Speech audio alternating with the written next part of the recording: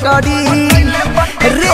दिल्ली में कभी नौकरी पटैले बाटे छोकरी तो हमर रोजे की मुसर बिना खरी सखी रे सैया बिनु लागे ना मनावा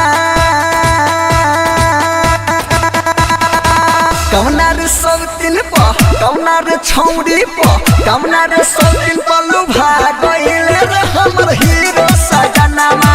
कौना हीरोइन प भूल गइले हमर हीरो सजनामा कौना रे सब दिन पलू भागइले रे हमर हीरो सजनामा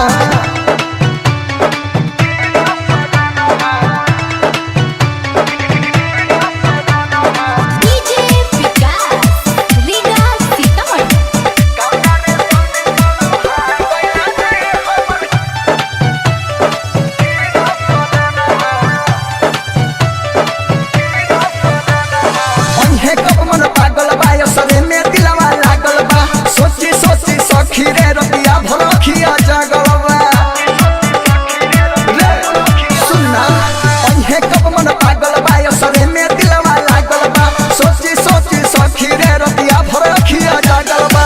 पिया बिना सुन सुन लागे अंगनामा कौना रे सब दिन प कौना रे छौरी प कौना रे सब दिन पलू भागइले रे हमर हीरो सजनामा कौना हीरोइन प भूल गइले हमर हीरो सजनामा कौना रे सब दिन पलू भागइले रे हमर हीरो सजनामा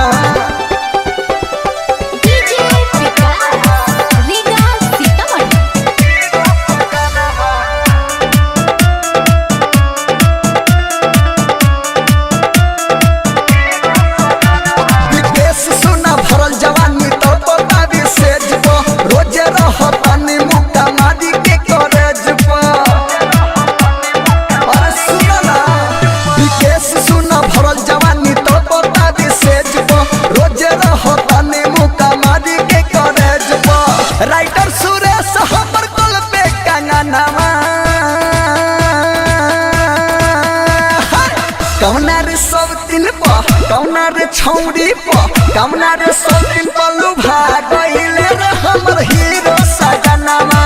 कौना हीरोइन प भूल गइले हमर हीरो सजनामा